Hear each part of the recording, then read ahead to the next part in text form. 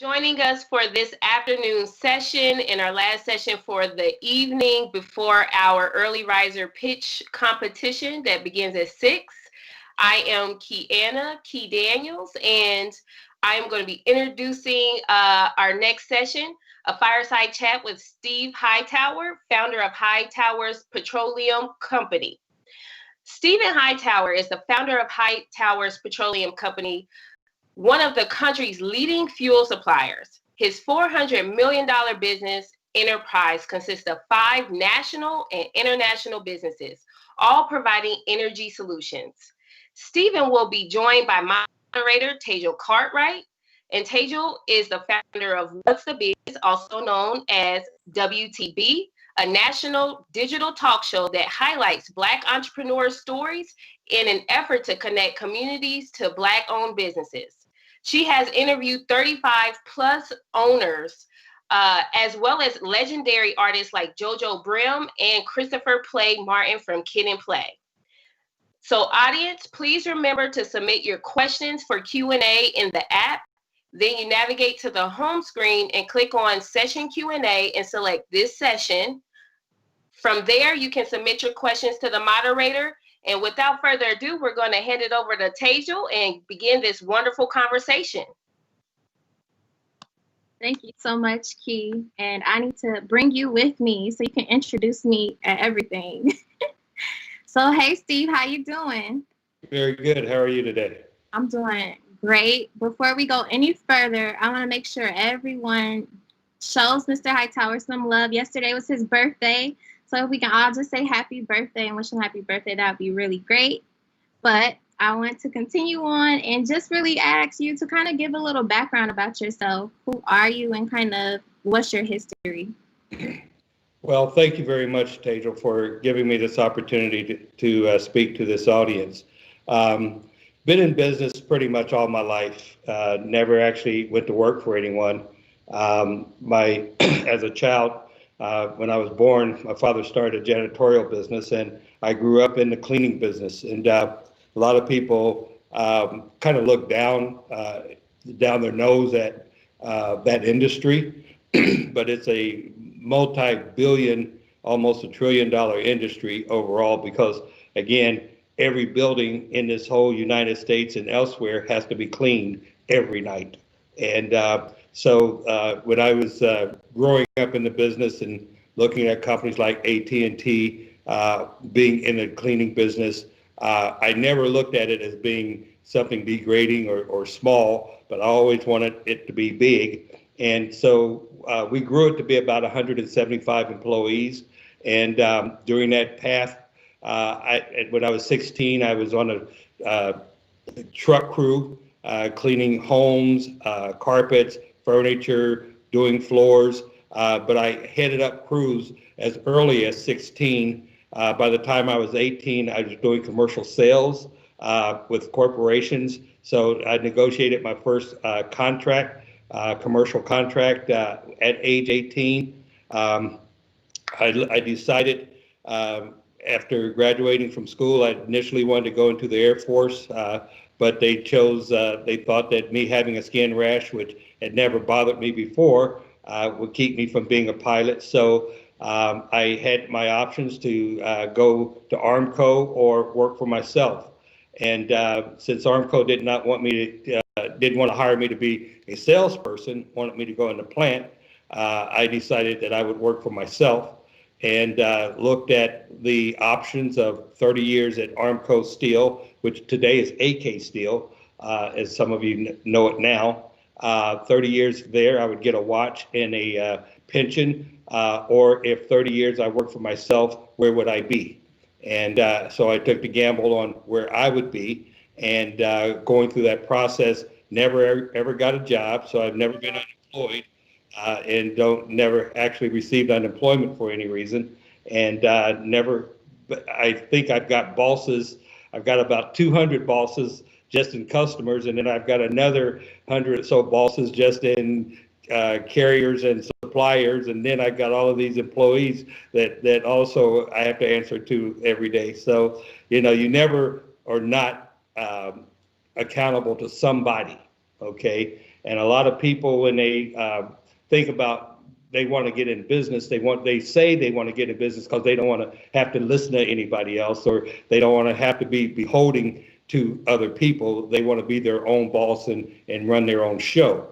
And you know, the one thing that you find out very quickly is you have a lot more bosses as a entrepreneur than you ever do as a employee inside an organization.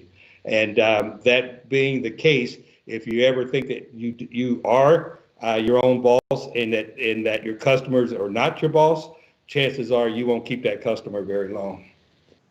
I love that you said that. That's a common misconception. That whole be your own boss thing is true to an extent, but you still, have to answer to someone, So I like that you said that.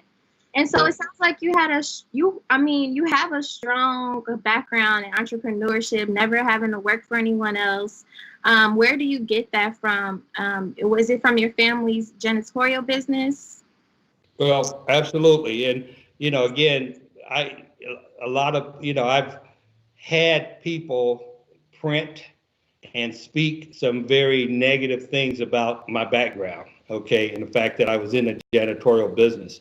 And, I look at that as ignorance relative to their understanding that business is business, and people sell toothpicks and make a lot of money doing it, okay? So everything sells. It's just whether or not you can do whatever you do at the level of competency and excellence that makes you stand out. So we were the #1 janitorial service in Middletown and in this region. I was doing things when I was 21, 22, having a union cleaning company in Dayton, Ohio, and Cincinnati, doing the window cleaning for Mead World headquarters, and back in that day, Jim Savings, and the post office, which is Lorenzo Williams building now, in Weston Hotel.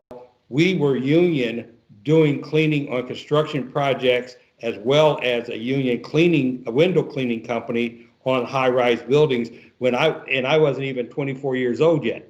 And I was the only African-American company, #1, I was the only company, period, that had the union window cleaning company. And I was the only Black company that was even doing business downtown Dayton or Cincinnati in the downtown area on those commercial buildings. So, at a very young age, I was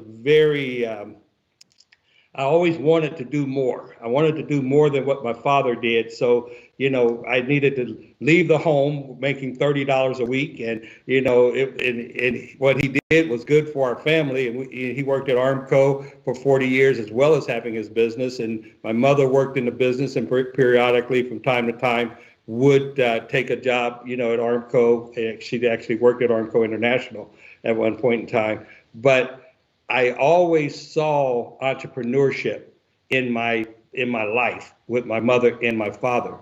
And so wanting more and wanting to not just provide for my father and my brothers and sisters, but then I had to begin to provide for my own family that I began to create as I went to Wright State University and began to have a family at a very young age.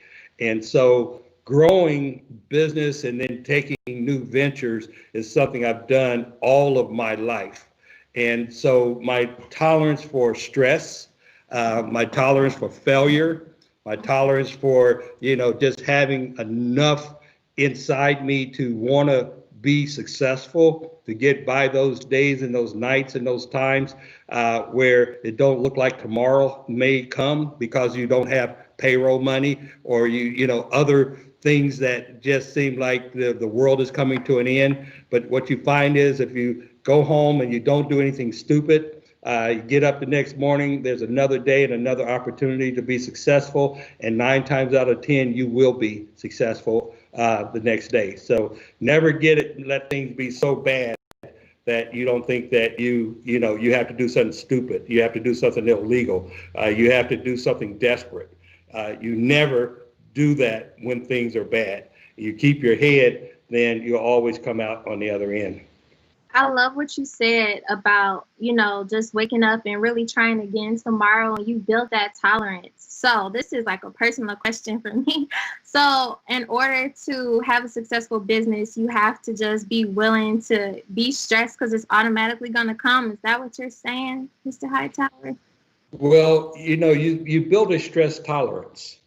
And whereas I have been going through stress all of my life, okay, because I've been in business all of my life, I probably can handle stress better than someone who's had a job and all of a sudden now they're starting a business. And at that point in time, that business is a child, it's a baby. And it's just like a child that's 1 year old. It takes a lot of care. It takes a lot of effort. It takes, you're listening for things to go wrong. Like you have a young child and your baby in your home right now, and you're tentative automatically, instinctively to that child because it requires more. You've got to nurture that child. But then children grow up and they become adolescents. And when a business is five, most businesses don't get to 5 years, okay, because they never took care of that baby the way that baby should have been taken care of. But when you get to that point where it's 5 years old and going on 10 years old, well, the business is beginning to grow up. It's beginning to mature. It's beginning to maybe pay for its own employees. Little things from that 5 years to 10 years. But then you go to a teenager, all right, and the business gets to the point where now you can begin to expand until it becomes a full-fledged adult. Today, 40 years later, my business is a full-fledged adult. It's a mature business. I have 50 employees. I don't necessarily have to worry about payroll until something like the pandemic come around and you're not sure if you even got business at all. And, but because it was grown and mature, things did not go away. They just got constrained. All right. And that body was able to continue because it had matured. So what I'm trying to get to is a lot of people want to start a business and they expect that business to be mature day one in that first year. And they really beat up themselves and they beat up others because they think that because they are who they are and they're excellent because they've always fed themselves to know that they're providing excellence, but they just can't get there. It's just not working for me the way I thought it should be working for me. I'm not making the money that I thought I should be making. And let me tell you, NMSDC, the National Minority Supplier Development Council, I became a member in 1979, okay, before a lot of people was even born that's on this call right now. But I was a member of the NMSDC before our business was really large enough to engage some of the corporations that I was meeting with, like Chrysler, like General Motors, and so on and so forth. I built those relationships by continuing to be a part of the NMSDC over those periods of years. And so when my business did mature enough, those relationships were already built, and then I was able to inject and because the relationships were already there. So even during those periods of times where I didn't even have money to go and register for the conferences, I slept in rooms with my friends, my buddies, okay? Those kind of things. So, where you see someone at today in a mature business does not mean that they didn't go through the same humps and bumps that you got to go through to achieve the business that you're going to achieve as well. We didn't get there because we quit. We didn't get there because it wasn't hard, okay? We didn't get there because we had all the money in the world or all the contacts. We got there because we had the heart, we had the persistence, and we had what it took inside to be able to get past all of those hurdles that are still in the way to this day. No money, no contacts, no confidence in our ability to perform, but we performed anyway because we had it in ourselves to know that we could perform. And that's confidence is what we as small businesses have to instill ourselves with, because you're going to probably have more desire than you will money. You'll probably have more desire than you have access and you'll probably have more desire than you have the ability to win large jobs. But that desire can win all of that without any of the money, without any of the access. You can be successful, and I'm living proof of that. It reminds me of, thank you for that, because I felt like you just took me to church. But it reminds me of that quote that you're always saying, if you don't think that you can be great, you'll never be great. And that speaks to like the confidence that you're talking about, just really believing in yourself and believing in the goals that you set for your business. So thank you for sharing that. But we do have some questions that are rolling in. So I wanted to make sure we answered those and remind the audience, be sure to send your questions as we're having this conversation. We really want to engage you guys as well. So first off, everyone say happy birthday. And then the first question is, how would you guide someone to be creative about their opportunities to scale their business, a business that may not be as appealing at that?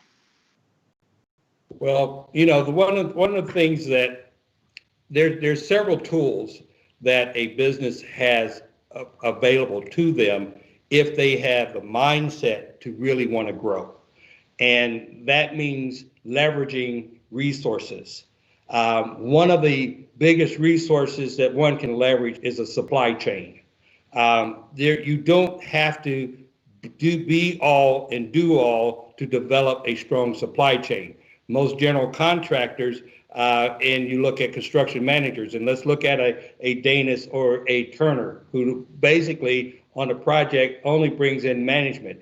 Their supply chain is the carpenter crews, the drywall crews, the concrete crews, the electrical crews, the mechanical crews. That's all of their supply chain. They don't have to be able to do all of those functions because they have learned how to manage their supply chain and be able to perform likewise. So you look at Hightower today, and we're in every state in the United States, Mexico, and Canada. And we do trucking. Every 7 minutes on the average, we drop a load of fuel someplace in this United States, okay? 24 hours a day, 7 days a week. How many drivers and how many trucks is that if we were actually having to physically man those trucks? But if you can man the supply chain, manage the supply chain, all right, and learn how to work your downstream supply chain partners, then you're able to do an entire country. If I tried to do that on my own because I just wanted to do everything myself, then one truck at a time, 3 people per truck, geographically, how do I continue to scale at that level without making acquisitions or doing other things when I can manage a supply chain? And I learned that from Ford Motor Company early on.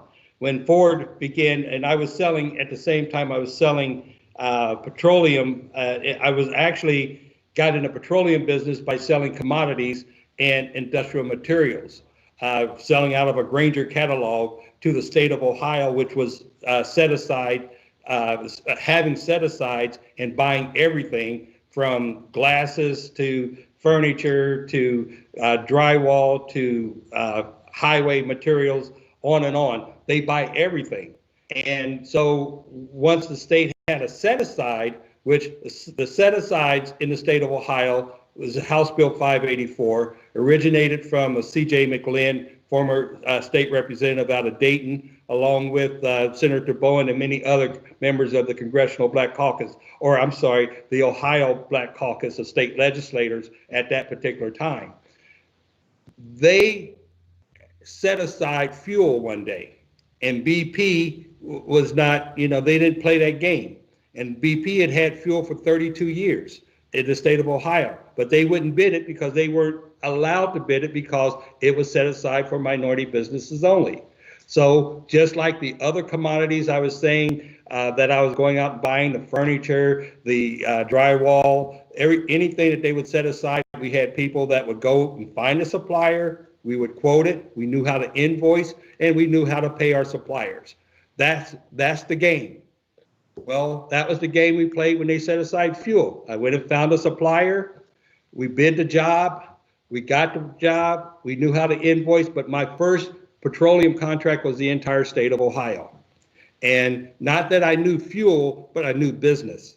And that's the one thing that you need to become a specialist at is business, not necessarily tied to a product, because it doesn't matter. Product is like a language, Spanish, French, English, okay? That's just a language. But the business of people, okay, and the business period is what you need to know, and you can put any language on top of that. So it's okay for me to do business in China because I understand business. It was okay to go from the janitorial business to the construction business to the petroleum business because I understood business, okay? And the principles were the same. And once you learn how to do good business and people can trust the integrity of knowing that you will do what you say that you will do, you will show up when you say you're going to show up, you keep confidential information when confidential information should be kept. That's integrity, okay? And once you've built integrity for a period of time, then doors begin to open up and opportunities begin to open up. And that's what I based our business on, which I inherited that from my father and my mother, that integrity piece. And that's how we began to grow. That's how you look at the companies that we do business with today, the Kroger company, AT&T, Duke Energy, FedEx, Waste Management. Those are our customers. But do you think that they would be our customers if I did not have the integrity, that they would want to put their name associated with me if I was a thief, if I was a drug addict, if I was one who just raised hell just to raise hell? Now, not that I'm not a hell raiser, but I'm a hell raiser for the good. Yeah. And as the late Congressman John out of Atlanta said, there's good trouble, all right? And so there's good conversation that can be had that might sting a little bit, but it's true. And as long as you're not going over the line and saying things that's not real and not true, I mean, the fact that business, I mean, it's hard to get money for small businesses and African-American businesses. To talk about that, it's okay. But you don't just say, well, y'all ain't gonna give me no business and y'all ain't gonna give me no money. No, you haven't given us any money because traditionally we have done everything that we're supposed to do. I mean, we put our business plans together. We make our relationships with our banks. We go in, we have our business plan with a banking relationship, and we still say no. Well, what do? You keep on going, you get creative, and you learn how to finance your business without the banks. And that's what I had to do. I had to finance my business without the banks. How do you do that? A customer is number one, all right? You always have to know that the customer is who pays you, who pays your suppliers, who pays your employees. It's only a customer. That's why I say he's your boss, and you got to treat him like a boss if you want to be paid at the end of the day. Okay, so as a supplier likes you because they like the business that you're bringing to them. All right, and so if I had bought two dump trucks of a couple guys and went to that fuel supplier for the first time and said, I want to get in the fuel business. I got two dump trucks that they need fuel, and they got a 5,000 gallon tank that we want you to be filled up once a month. Never would have gotten that opportunity. But when I brought a big enough customer like the state of Ohio, and I said, you have the ability to do millions of dollars, but you could only do them with Hightower, or with a minority supplier, then that you can find the right type of supplier to step up to want that opportunity, because everybody wants a customer and everybody wants a good customer. So that was the leverage, first of all, to get someone interested in being in your supply chain. You got to have something big enough for them to want to have. Secondly, then the second piece is they want to make sure they can get paid. Well, the bank is not going to give me a letter of credit to pay you, which is the way the industry works. What can I do? And every financial institution, commercial bank, has a treasury department. And in that treasury department, they have something they call a lockbox.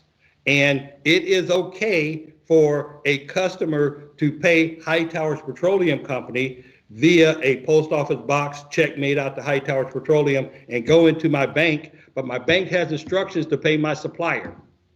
So if the supplier knows that the monies will go into the bank and the bank will pay their supplier, then the supplier knows he can get paid. So where I may not be able to get $1 million worth of credit from him on an open basis on our first deal, as long as he knows he can get paid through that lockbox, I can do $1 million worth of credit with him. I just creatively created my own finance without the bank actually lending me any money. And I grew my business that way. And I did it with this customer and this supplier, never knowing that the other supplier didn't know that this supplier was giving me credit. And I continue to build my business like that. It took me from zero to $250 million worth of revenue before I got my first bank line of credit. Now, I'm going to repeat that because that's not a little number. All right.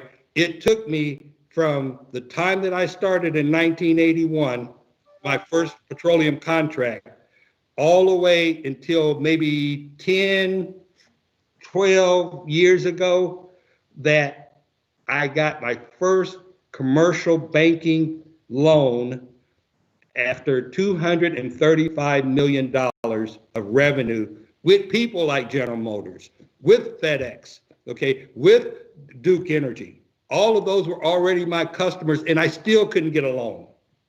So you look at small guys, like I'm just starting today, and you wonder why I can't get a $5,000, let alone $1 million loan to start my business. You got to say, either I'm going to back up, sit on the porch and watch everybody else, or I'm going to figure out a way to make this thing work. And that's just one tool that you can use. If you really want to make it happen, you can make it happen. Yes. And so that really just makes me think about the fact that, you know, sometimes minorities have to work 3 times as hard just to get, you know, half of what people have. But we do have questions coming in, and I want to make sure that we kind of get to everyone's. So one person said, "Hi, Mr. Hightower. I'm in the baby stage of my business. What would be your advice for new business to succeed during this pandemic?" Find out what your child can do that's pandemic related. And I've done some things in my business where I've looked at PPE, okay, personal protective equipment. But there are other things that we're doing in the petroleum business that's very specific to the pandemic. As I guess as morbid as it may sound, there's not enough places for the morgues to hold the bodies. There's not enough places and not enough room in the funeral homes to hold the bodies. So we find ourselves going all over the state doing refueling diesel into trailers that have bodies in it from this COVID virus, because there's no place to put them other than trailers. And those trailers have to be refrigerated, and those refrigerated trailers have to have diesel fuel. So we're making a business, unfortunately, off of the fact that there's another, reason to sell diesel fuel. They have to have it. So in this pandemic, whether it's masks, whether it's gloves, whether it's, many other things that you can be creative enough to really think and come up with ways that you can make money at a period of time where a lot of money is being spent on how do we manage this COVID virus. And if that's not doing nothing but cutting plastic and putting it up at grocery stores or at convenience stores so that people can have plastic borders in between them. It's so many things that can be done if your mind is creative enough. All right. Another question that we have is, I'm having a hard time securing a commercial contract for my fuel delivery business. Do you have any suggestions for things that I can do to make that happen?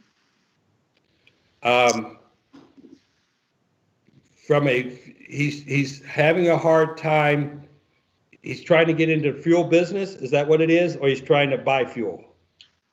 It sounds like he already has a fuel delivery business. He's just trying to find, him or her is trying to find a commercial contract.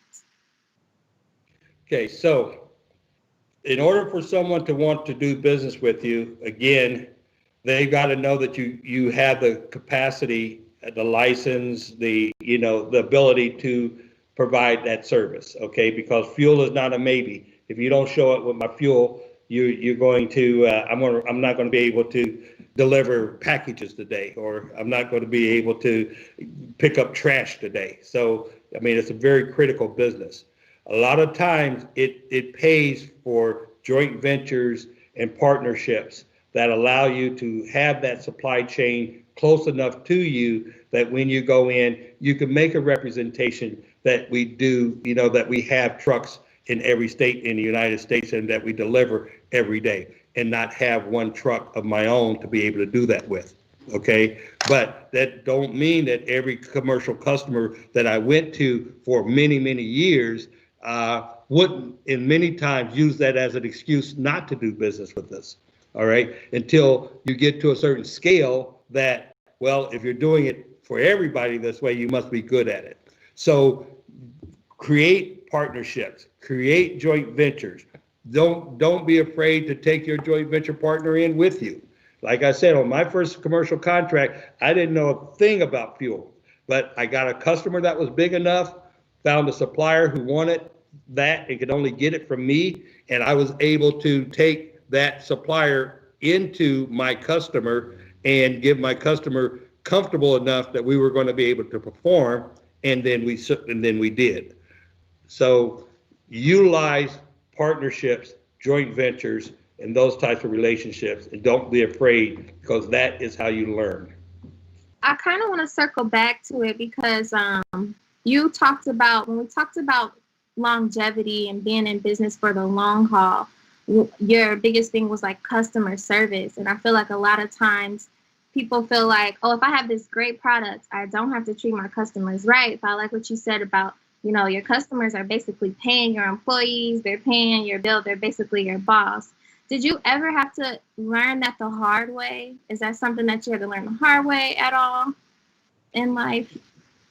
Well, considering that I never worked for corporate America, I actually never had a job, and you do business with corporate America, you're going to make mistakes in doing business with corporate America, because you don't know the inside workings and how that infrastructure, how that bureaucracy actually works. So even sending an email to the wrong level inside an organization could get you blackballed out of that organization for 15, 20 years. It's happened to me, okay? I know what a very small thing just by sending a wrong email can do between you and these Fortune 500 companies.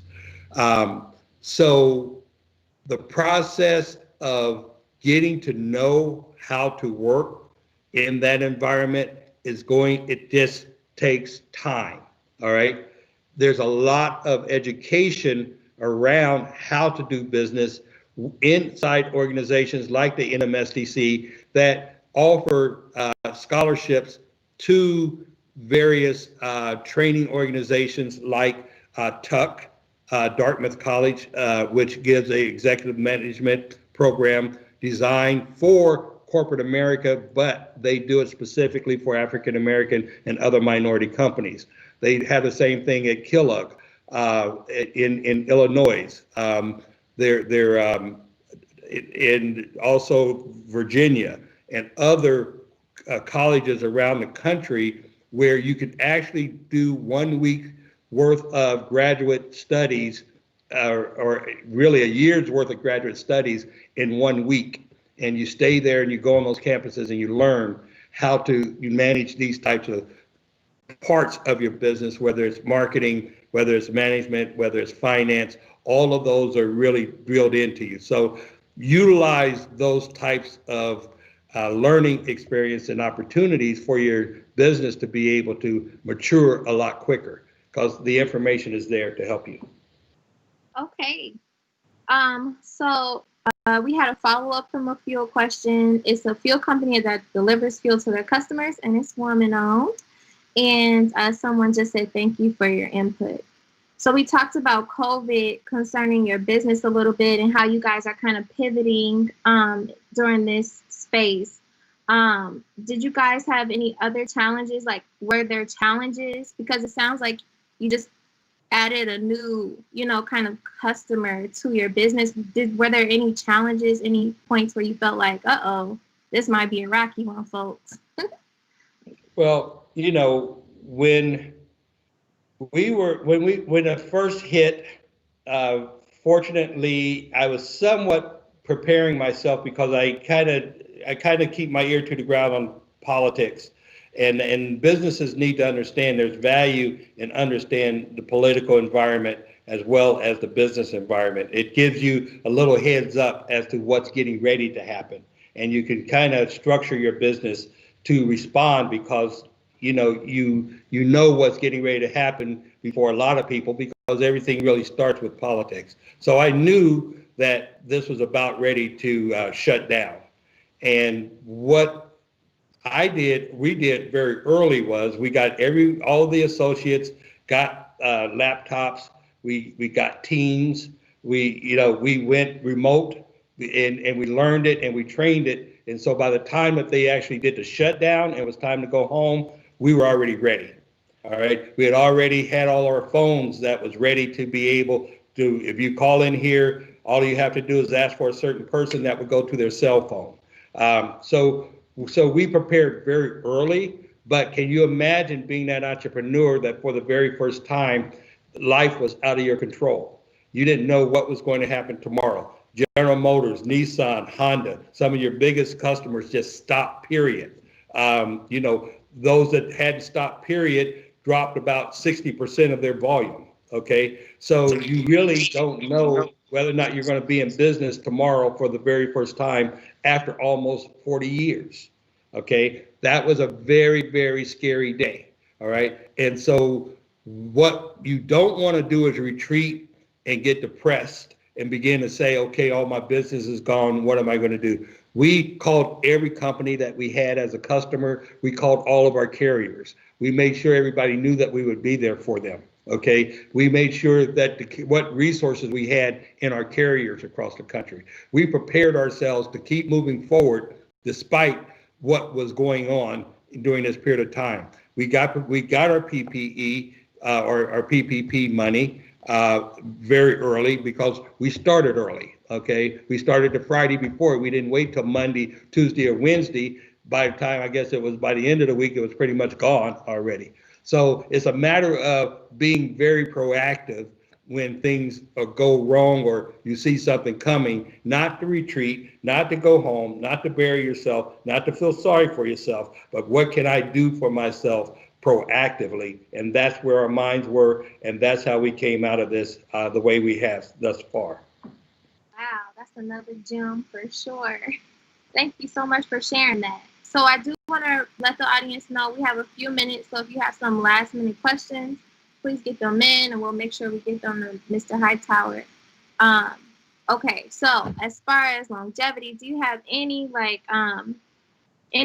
any problems that entrepreneurs should look for? Like any advice that you have as far as like, I want to tell you so you can avoid this because I had to learn this the hard way. We just talked about that a little bit, but any advice about that?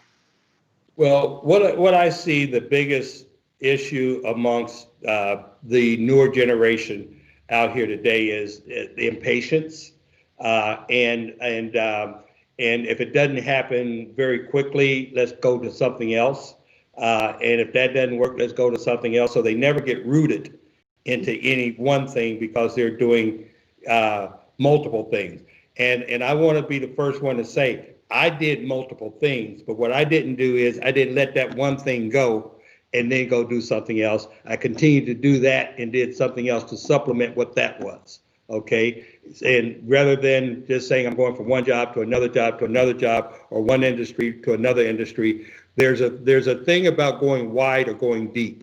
Okay. And it's almost like a football call. All right. If you're trying to grow a business, You don't want to go wide, because wide meaning I'm in a petroleum business, but I want to do electrical, I want to do concrete, I want to do industrial materials, I want to do farming, okay? I want to do furniture, okay? That's going wide to then come back deep, versus being in the petroleum business and say, okay, I want to sell gasoline and diesel. Now I want to do lubricants and oils. And now I want to do biofuels. Now I want to do crude oil and LNG. Okay, all getting deeper in the petroleum industry, such that now I am deep in something, in some category and in some area, but not thin by going wide, trying to be a little bit of everything in every industry. All right. So if you can understand how to grow your alternatives within your SKU, okay, within your industry, then you can do multiple things, but you become deep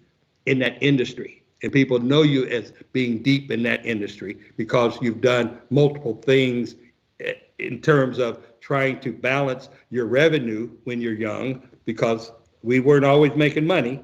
Okay, so you had to do more than one thing. But that more than one thing stayed into the realm of the petroleum industry. Okay, get rooted, folks. That's right. That makes a lot of sense, and it sounds like it's not. I mean, entrepreneurship is not easy, but it sounds like it's a lot easier than trying to just make sure your hands are in all of these different things that have nothing to do with each other. So I like that he's staying in that lane, you know, like on Hitch, when he was just like staying in his little area.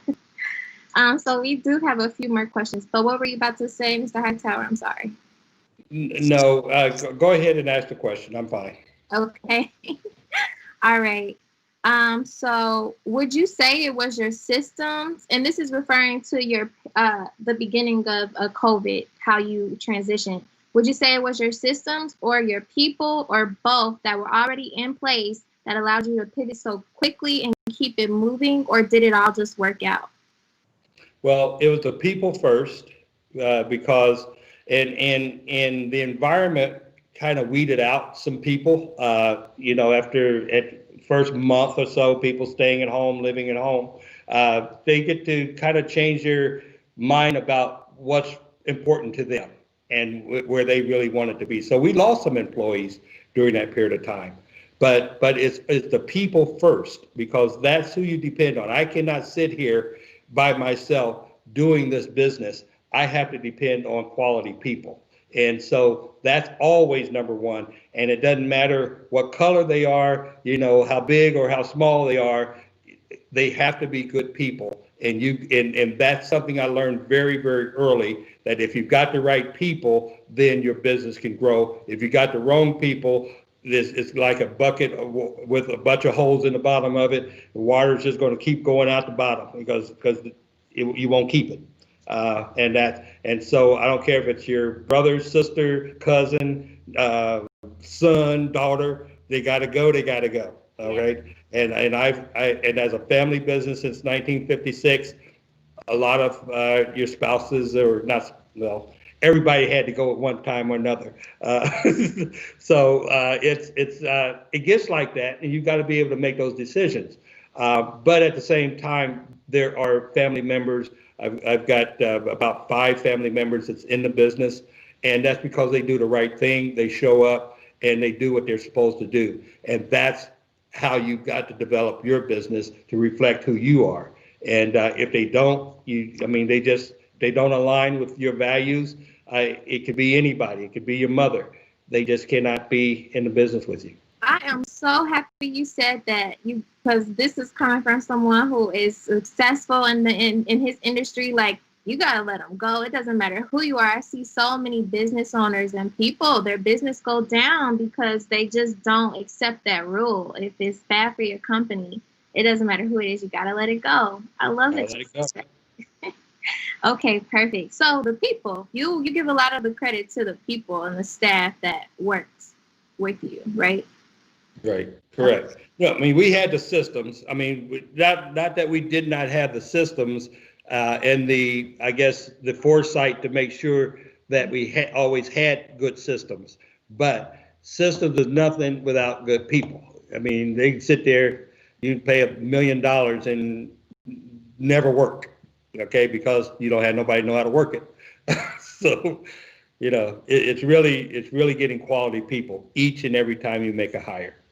I love that. Okay. So we just have one last question, I believe. Someone said, I just started my fuel company. I have no trucks as of yet. What organization should I be a part of getting started? The Ohio Petroleum Marketers Association is the state of Ohio's Petroleum Marketers Association. Then you have Impact, which is 5 states, Ohio, Indiana, Michigan, Illinois, all come together typically in Indiana. And then you have SIGMA, the Society of Independent Gasoline Marketers, which is a national organization for all the petroleum companies throughout the country. You have to get involved with your associations. The reason why I'm able to be in every state and every city throughout the U.S. is because I've got those relationships in every state and every city, and they know me when I call because I was a part of their organization. And in those organizations, 4 times a year, when Sigma would have their conferences, I would ski in the wintertime, I would golf in the summertime, I went to Cuba with them, I went to Argentina with them, I went to Brazil with them. I did everything they did. I learned when they learned. I sat next to them, and guess what? You became one of the team. Okay, I'm not gonna go as far as to say you're gonna ever be a good old boy, but you could be friends, you could have that relationship, and when people like you, they'll do business with you. So that's how I developed my business, through those organizations, through those associations, because that's where they're taught. You want to learn what they learn, and you want to have those relationships with their people. And I don't care what industry that is in.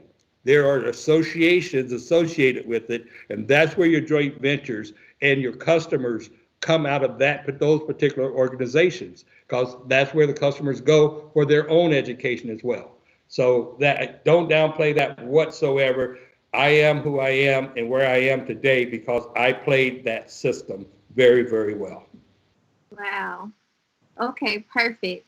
And so I definitely want to wrap it up and just definitely thank Launch Dayton for having both of us here. Mr. Hightower, thank you for just giving us your time and just shedding some light on some business tips about longevity.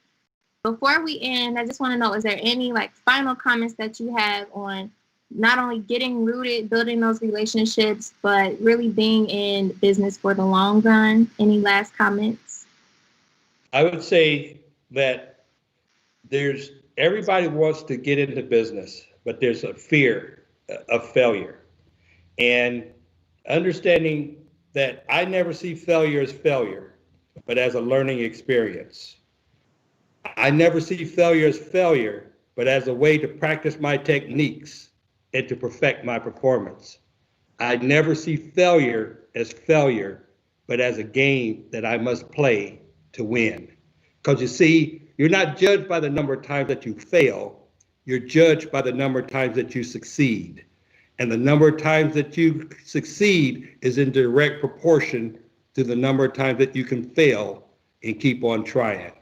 So get rid of the fear of failure and go out there and make it happen. And a failure is not a failure, but is a way that you practice your techniques and to perfect your performance. Thank you so much, Mr. Hightower. We really appreciate you. And take it away, Key. Thank you guys for that amazing conversation.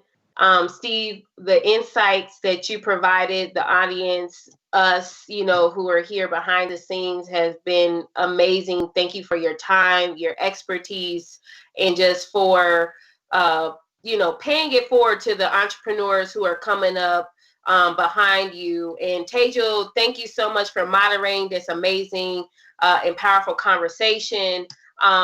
I took a lot of nuggets from this conversation, and Steve, I love your final parting words about, overcoming that fear of failure, because I agree with you. Failure is inevitable, and there's nothing but lessons to learn from them. And so we really are appreciative of today's conversation. And before we end, I just want to also tell the audience to stay tuned at 6 tonight, we are going to be doing our early risers pitch competition, where we will highlight 10 companies across Main Street and tech-based businesses that will be competing for a cash prize. So definitely take your break and come back to join us at 6. And thank you again for your time, everyone. Bye.